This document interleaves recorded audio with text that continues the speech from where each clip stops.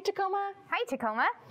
Welcome back to the TV classroom. For those of you who are in 4th and 5th grade, every Wednesday we have videos, or you may watch this on a different day if your teacher assigns it to you differently, but we do a special edition. And this week, being we have all these new friends, we thought we would give you a little behind the scenes tour of the TV classroom, because this is what you see. But Mr. Kevin, can you show them what it actually looks like behind us right now? I'd love to, but are we going to do check-ins? Oh, yes. We got so excited. I got so excited, Mr. Kevin. Thank you so much. What a good co-teacher. What a good co-teacher he is. Friends, I got too excited. I should tell you what zone I'm in. Let's check in with our zones. How are you feeling today? What zone are you in? Remember your iMessage. I feel because Mr. Kevin, how are you feeling today? I am in the green zone today. Why? Well, because it's a nice day. It is a nice day. I get to work with my 2 favorite teachers, and you know, I had a good night's sleep last night. Oh, How about nice. that?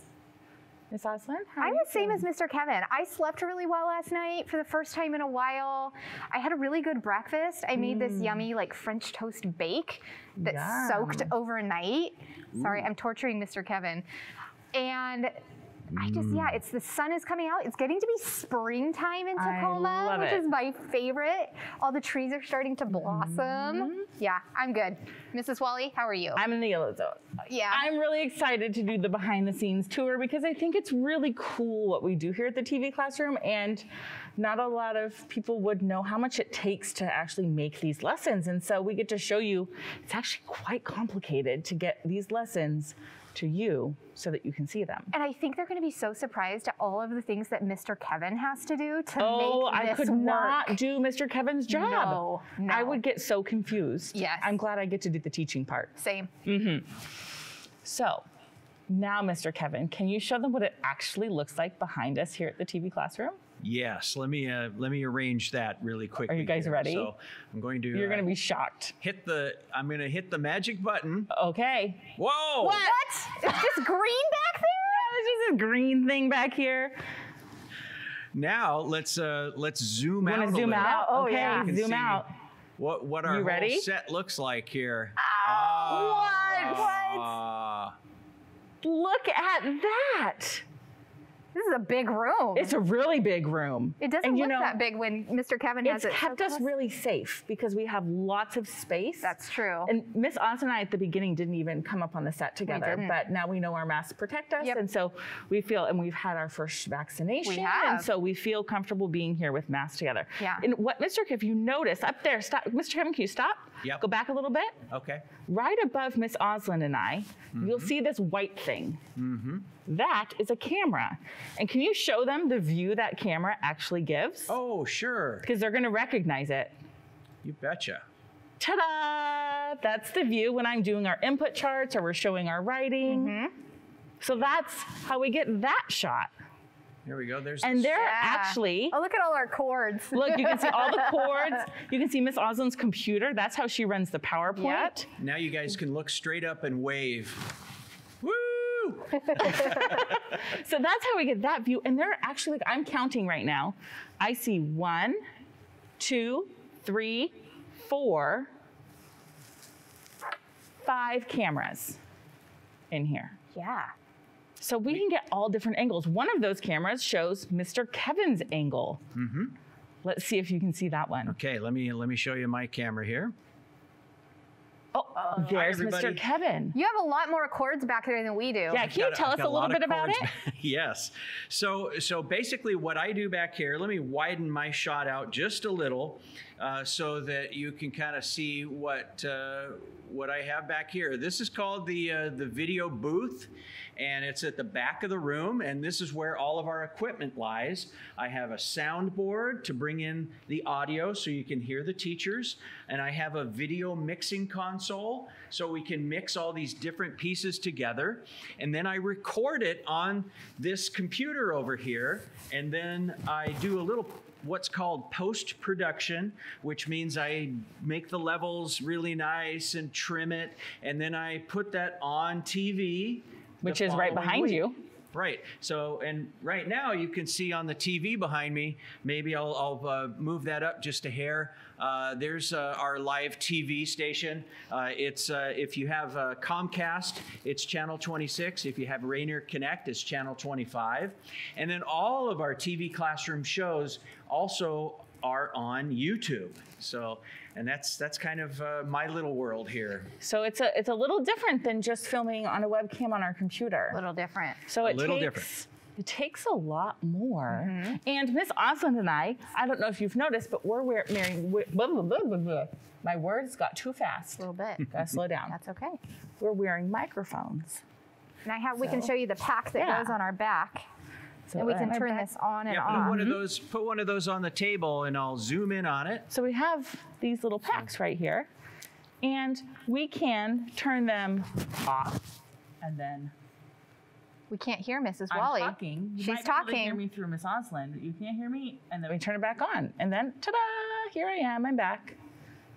And Mr. Kevin can also turn us on and off in the booth in the back. He has a lot of power over. He has so many buttons. Is there a shot we could give them, Mr. Kevin, to be able to see your buttons? I don't know if we have one. I don't think so. Okay. It's a lot. It's like a couple different keyboards. It would make your brain go, whoa, how does he do all of that? There's all sorts of buttons he has to push and get them all right. And so sometimes you'll see the wrong thing will pop up and he goes, oh, sorry. And that's because there's so many buttons he has to push. He's bound to push the wrong one every once in a while. And normally, teachers, what happens in a production like this, we have multiple people.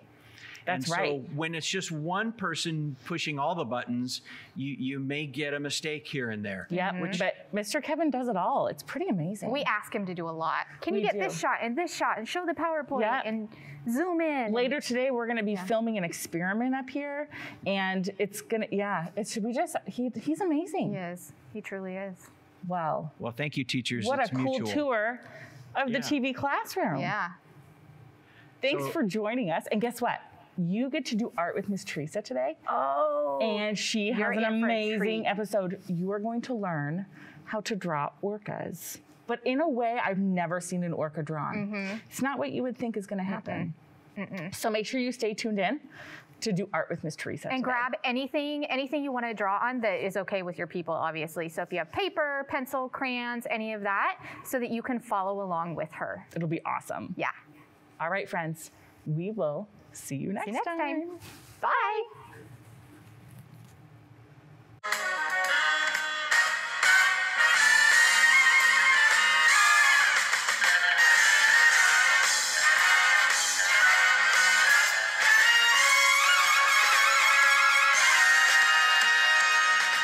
Hi kids, welcome to Food Fight. Now, I think we can all agree that ice cream is pretty delicious, but if you eat too much ice cream, it's not very healthy for your body. You know what is healthy? Fruit. In this exercise video, we will be working on building our cardiorespiratory endurance, which is our heart and our lungs. We're gonna try to avoid all the ice cream obstacles, and we're gonna try to grab as much fruit as we can. Make it to the end and grab the star fruit. Have fun!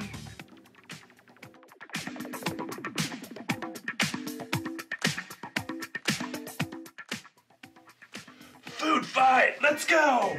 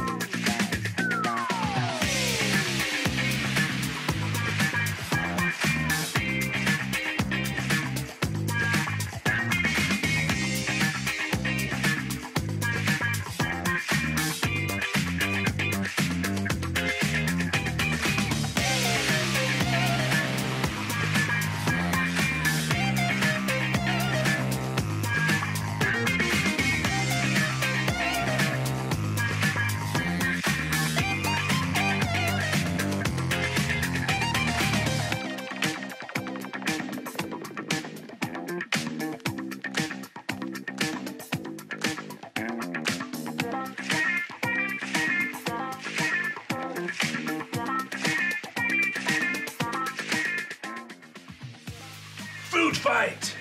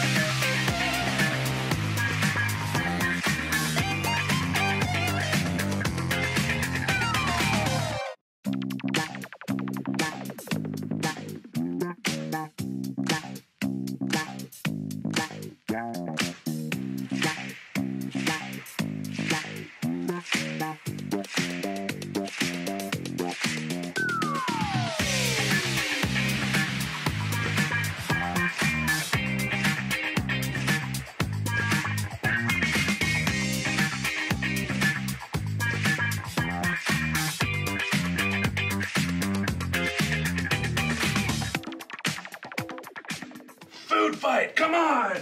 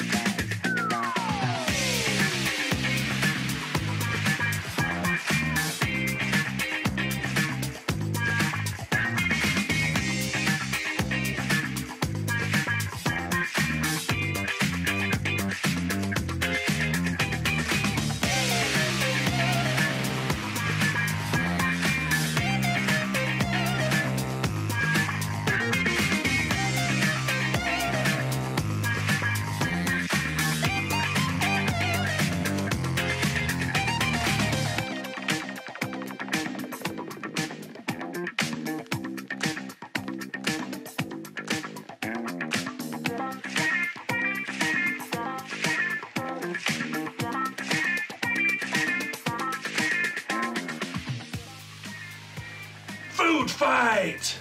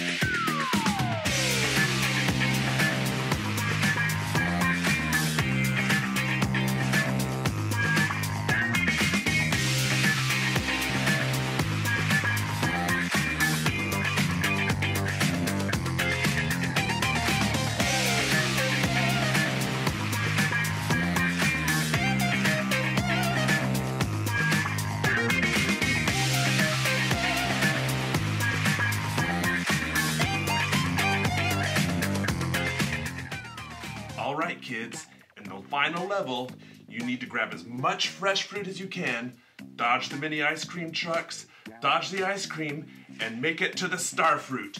Good luck! Food fight!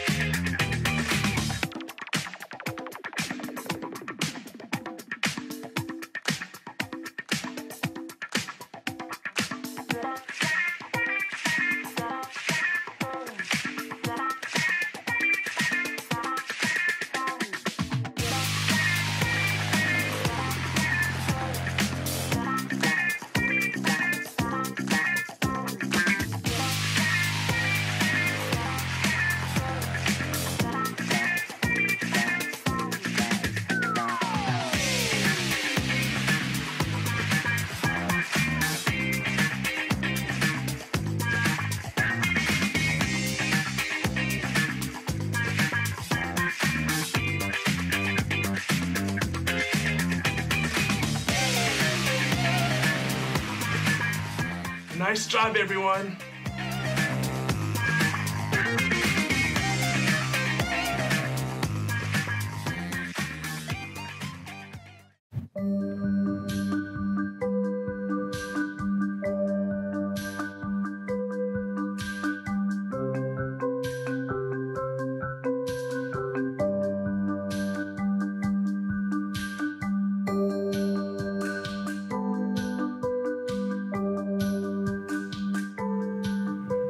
Hi, welcome back to Art with Miss Teresa. So today we're going to be drawing orca whales. And this is my finished drawing. And we're going to be doing the front view of an orca. And oftentimes you'll see in pictures a side view of them swimming, but we're going to draw it as if it's either jumping out of the water or we're in the water and it's heading toward us. Okay, so go ahead and get something that's circular. You can either get a cup or a bowl. Make sure you ask your big person. And we're going to start with a pencil. Now, the reason we want to start with a pencil is so that we don't get marker on our cups or bowls. Sometimes they're hard to come off. Okay, so go ahead and trace your circle.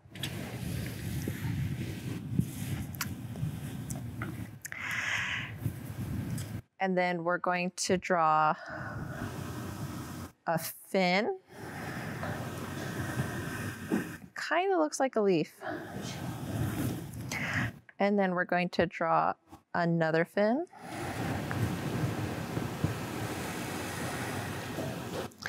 And then we're going to draw what's called a dorsal fin, and it's going to be the very top of our orca whale.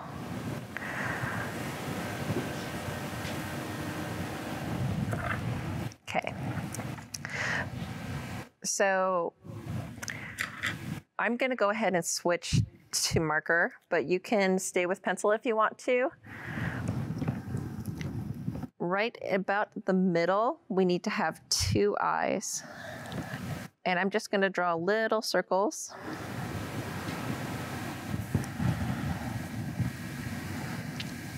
And a matching eyeball over here.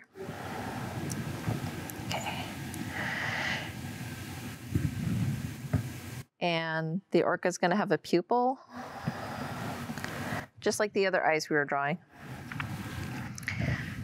And then it's going to look like, kind of like a smile.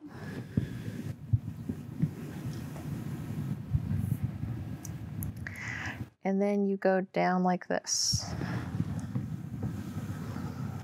And orcas are black and white, but this part of their faces are going to be white, but this part isn't the whole eyeball. So it's just kind of a patch. So I'm going to draw it from this angle.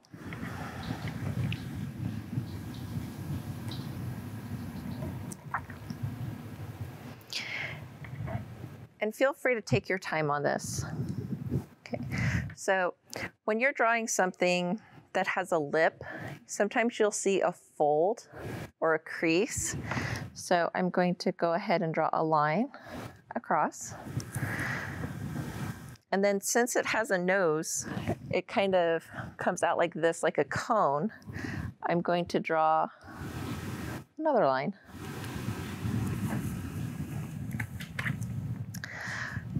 And now I'm going to fill in what I did in pencil.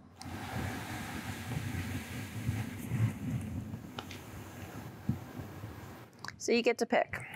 Your orca is either coming out of the water or you're in the water and it's going to be swimming toward you.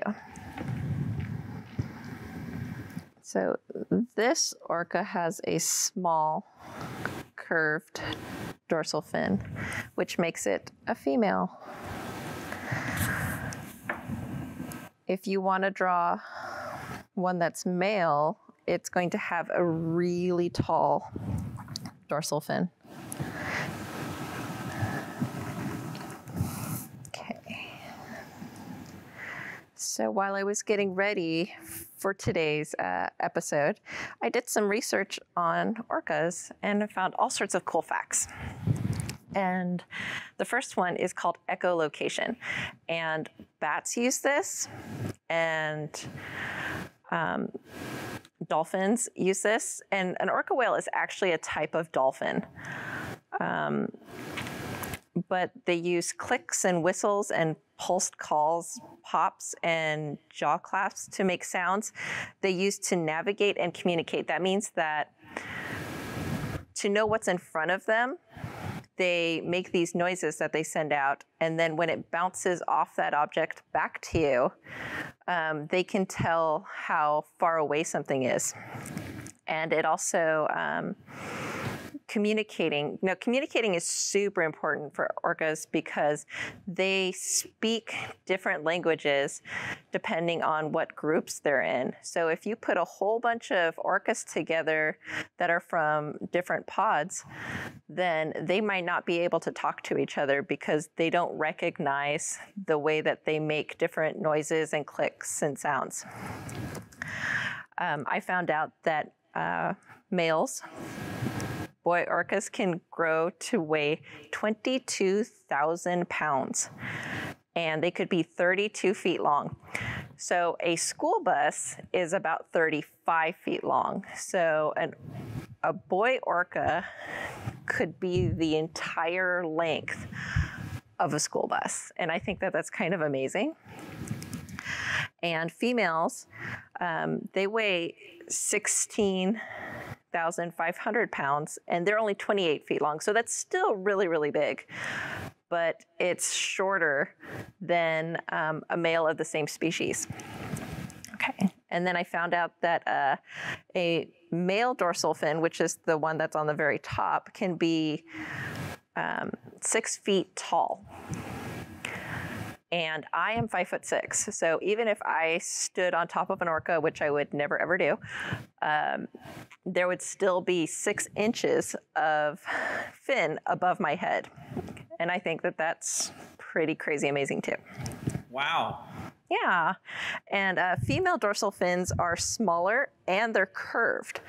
So like if you saw them swimming in the Puget Sound, you can see which ones are female and which ones are male. So in the movie Free Willy then, was that a female? Because it was a curved... Okay, so I looked that one up too. Okay. And so when a orca is in captivity, its dorsal fin will collapse, which means that instead of it standing straight up, the pressure from the water and the fact that the container is a lot smaller than being out in the ocean, it causes that part of their body to warp. So it means that instead of it standing straight up like it's supposed to, it flops over to one side. And that only happens in captivity. Kind of sad. It is kind of sad. But I do have one other question though, Miss Teresa. If a bunch of orca, let's say they were a pod, what if they were all musicians? Who would orchestrate? Okay, that? There is actually an answer to that. The oldest female is the leader of the pod.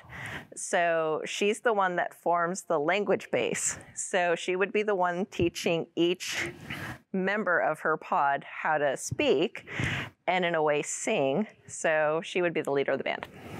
Wow, I love it. And yeah, so here's my basic orca. I think that they're adorable. Baby orcas look just like grown-up orcas, just smaller. And I found out that they have 40 to 56 teeth. And that it can happen where a dolphin and an orca breed together, and they make a gray-looking orca that's called a whalpin. So it's one of those rare things, just like when tigers and lions sometimes breed together and you get that third thing. So I also found out that they can swim 75 to 100 miles a day when traveling. And I can't imagine walking or running or biking that much distance in a single day, but they can do it. And they do it for hunting for food, or if they are traveling with their pod. And if they're just leisurely, which means that they're not trying to go super fast anywhere, they can go 8 to 30 miles per hour. Now, if I ride my bike, I can ride about 10 miles per hour, and that's pretty fast. That means that every 6 minutes, I do a mile. So that's still pretty fast for an animal. I also found out that they can dive 1,000 feet to look for food. And 1,000 feet sounds like a really, really big number, and it actually is. But if you've ever seen the Space Needle, it's about 605 feet. So a orca can dive 400 feet taller than that, but down. That's a pretty interesting factoid, huh? Yeah. Okay, so what I'm going to do is I'm going to start coloring the black parts. This part is white, this part is white, and this part is white, but everything else is pretty much black, or at least from this viewpoint. I also researched that they travel with their moms. So that is called a matrilineal family group, and the oldest female leads the group. And then a pod is made up of one or more female orcas, and a community or a clan that socialize, and they're a community and clan that socialize and travel together. And the oldest orca was estimated to be 105 years old. So I'm 42. I'd have to live twice my lifetime that I've already lived, plus some, to equal the oldest orca. That's kind of neat, right?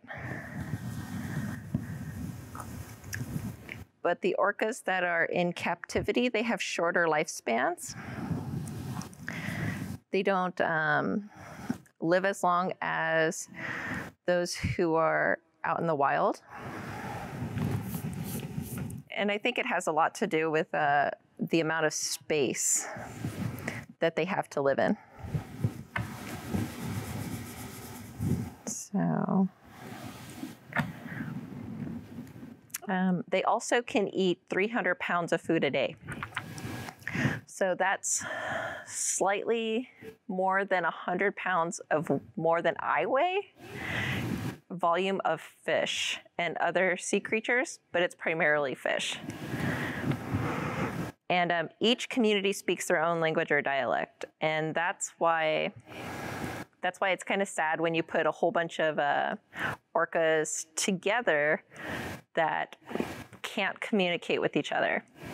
And I wanted to do further research to find out, can they learn to talk in a similar dialect? But I wasn't able to find that answer. But it's one of those questions, and then put it off to the side for maybe later. And I found out that orcas can actually live in any ocean. And that's really awesome for the success of a species, if they're able to live in different temperatures or different areas.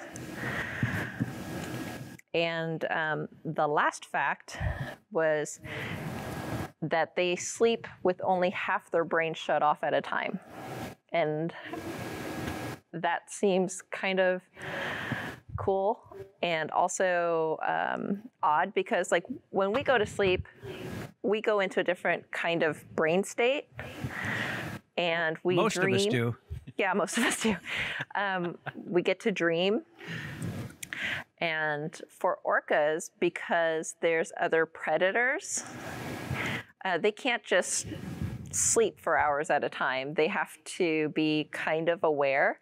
So half their brain sleeps at a time.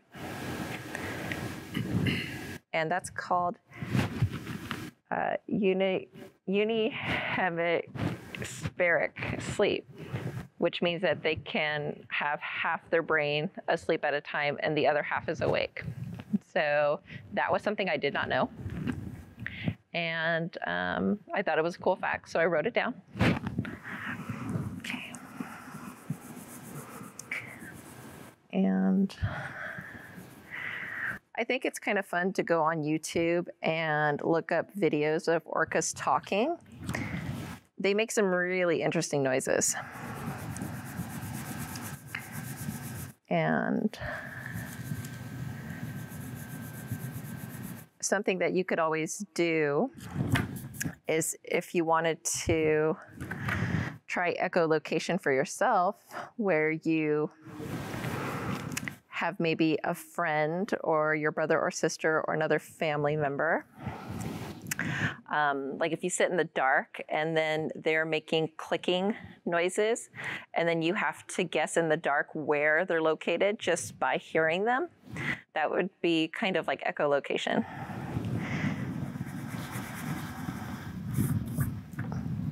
And so I want to get some more of this area colored.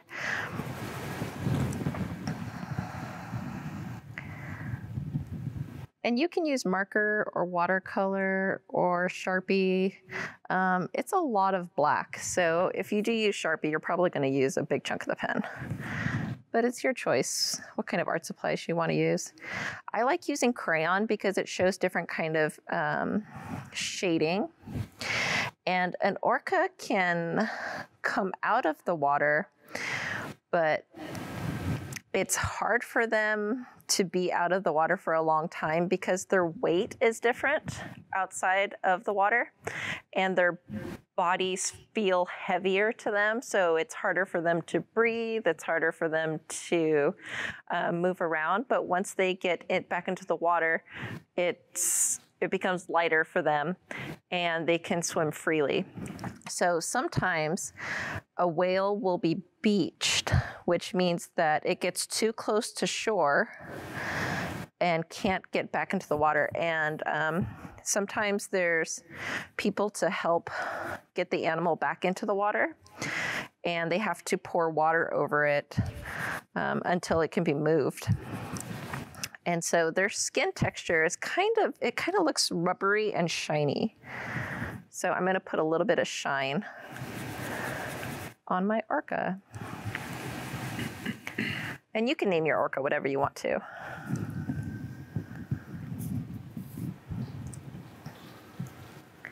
Do you have any other questions for me, Mr. Kevin? Actually, I don't. I just love watching you draw. It's very relaxing, Miss Teresa. I enjoy drawing. I had never drawn an orca before, not this direction. And so I looked at some pictures online, and then I decided which direction I wanted my drawing to be. And then I just took my time and was practicing so that when I did this lesson, I would have a little bit of experience. But it's okay to not know how to draw something and then kind of make it your own. And I saw this really cool thing that some people were doing with orcas. They kind of had this unrealistic swirling pattern going throughout here.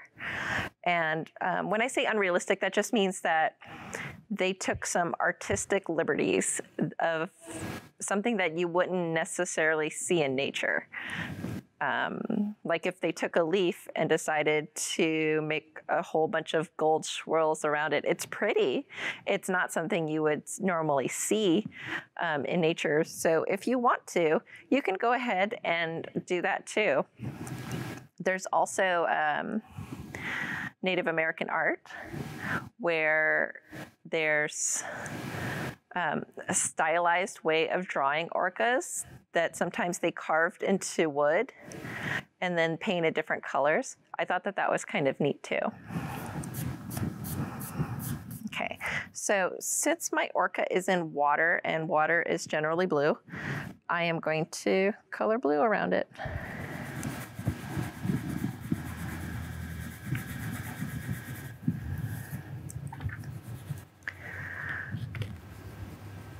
And I'm really glad that I had an opportunity to research these amazing creatures.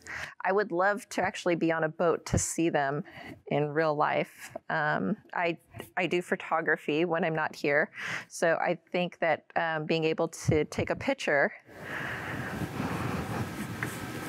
of them coming in and out of the water or up against the boat.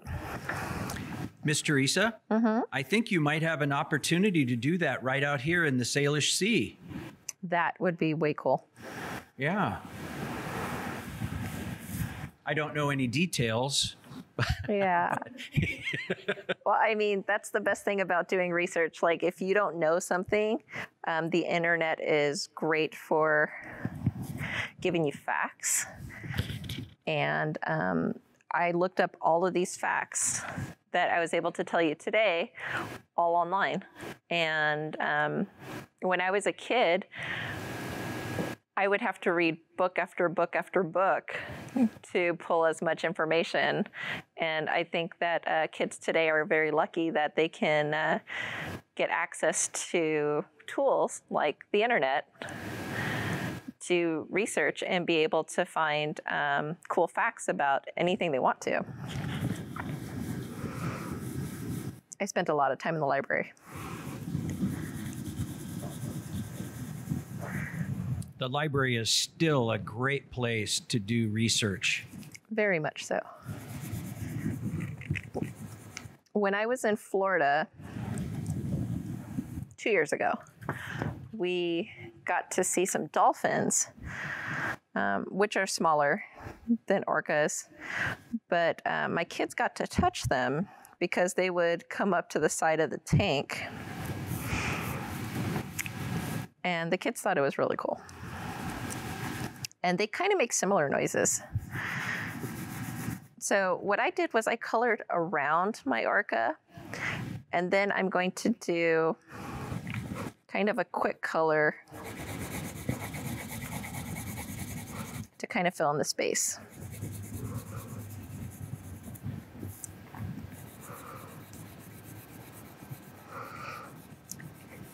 And I think it would be really cool to maybe scuba dive, which means that you have an air tank on your back and you have a tube going into here so that you can breathe.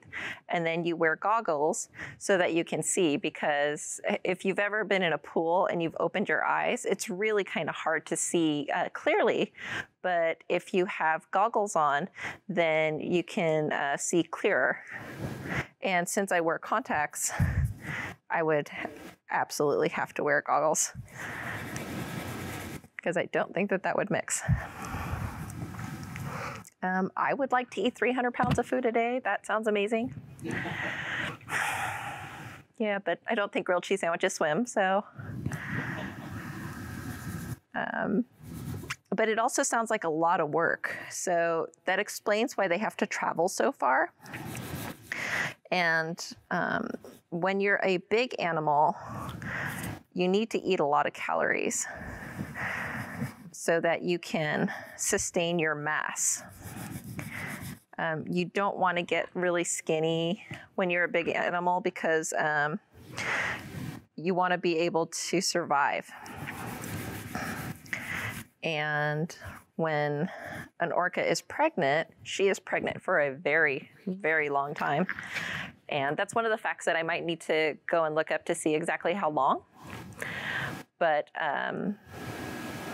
when she does give birth, all that food, all that fish that she was eating was going to make her baby, who's going to be staying with her for years and years and years. And she's going to teach that baby how to hunt and how to migrate and how to communicate through that echolocation. And ever since I was in 2nd grade, I think echolocation has been one of my favorite words.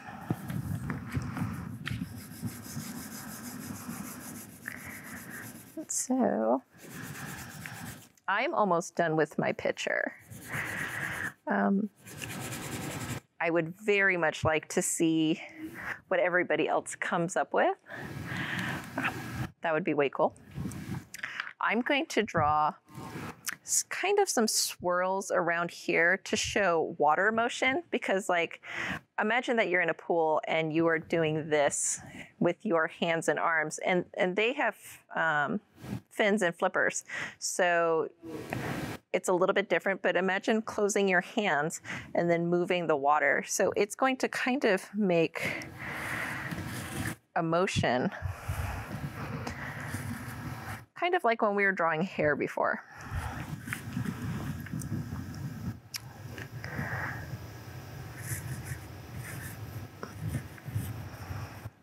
And the fin is behind here. So it's going up and down like this, kind of what you would imagine a mermaid does. And what I think is really neat is if you ever see pictures of underneath, like a beluga whale, you'll see that they have knees. And it's a weird bend inside their body. Yeah. And you can look at whatever picture you're referencing as much as you want to. There's no rules saying that it has to come out of your head if you want to make it realistic, or if you want to make it kind of fantasy, which means that it has parts that aren't true to real life, then go for it. If you want to make your orca a different color than black and white, it's not something you'd see in nature, but it could be whatever color you want it to be. Sometimes you'll see an albino animal, and they will either be pure white, slightly yellow, or slightly gray. And orcas are one of those animals that sometimes they produce a slightly gray orca. And they're so rare that they get photographed a lot when it does happen. Alrighty. So I'm going to make my orca have brown irises.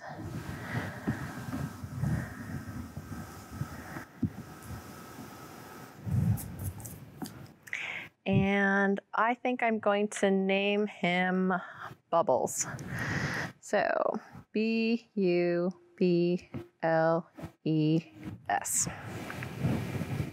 Thank you for joining us, and please send us your artwork. I would love to see it, and we'll see you next time. Bye.